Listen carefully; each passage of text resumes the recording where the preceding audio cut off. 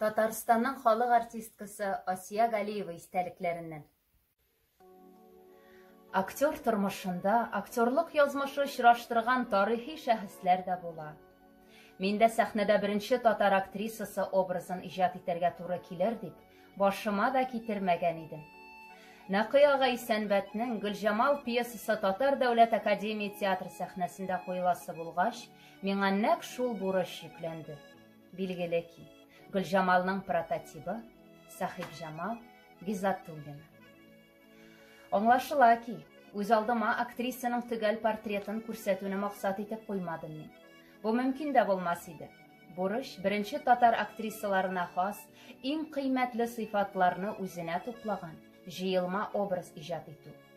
Шулай да Нәкый Сәнбәтнең бу талантлы пьесасы героинясында.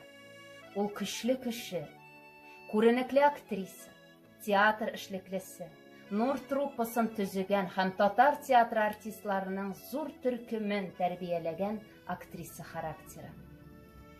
Шуңа күрә Гөлҗамал образын әзерләгәндә миңа пьесаның эчтәлеге, беренче татар артистлары хакында материалларны өйрәнү, аларның фоторәсемнәрен карау белән шикләнергә һәм хыялымдагы образны гәүдәләндерергә туры килде.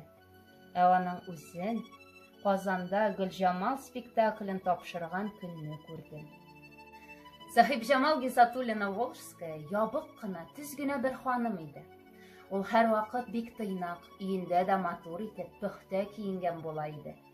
Йөрешендә, карашында, бөтен килеш-килбәтендә горурлык һәм бәйсезлек бөркелә. Шул ук вакытта ул бик табигый иде. Гәүдәгә зур булмаса да, ул эре күренә. Йөреше, үз-үзен тотышы, тавышы аны зурайтыбрак күрсәтә, аның рухи бай дөньясын чагылдыра. Әңгәмәдәшен ул туры кырыс карап ихтибар белән тыңлый, әкрен генә сөйли һәм аның фикер сөреше бик төгәл була иде. Инде өлкән яшьтә булуына карамастан, ул гаҗәп яшь күренә һәм бик әйбәт күкрәк тавышы белән сөйләшә. Аның сөйләме шип-чиста әдәби телдә булып, төрки теленең күп мәгънәле сүзләренә бай иде.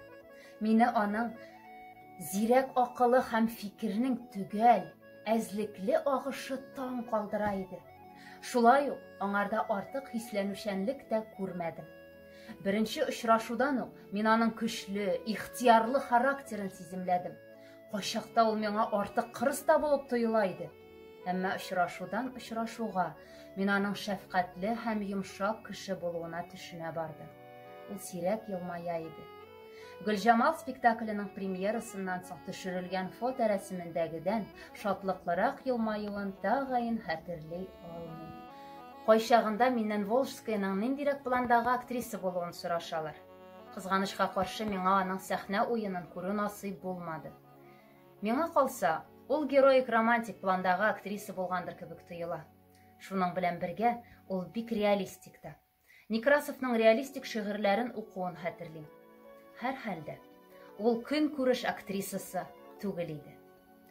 Сахибҗамал апа Волжская белемле, интеллигент кеше иде. Ул әдәбиятны, сәнгатьне, культураны яхшы белә иде. Очрашу сайын мин аның олы һәм изге бер хис, үзен татар вәкиле итеп тою хисе белән горурлануын күрә идем. Аңарда театрга мәхәббәт зур иде. Ул игелекле эш кешесе буларак, һәр вакыт иҗат интереслары мөхитендә яшәде. Без, хәзерге буын артистлары да, аның шул иҗат нуры йогынтысын сизәбез. Без аңа шуның өчен рәхмәтлебез.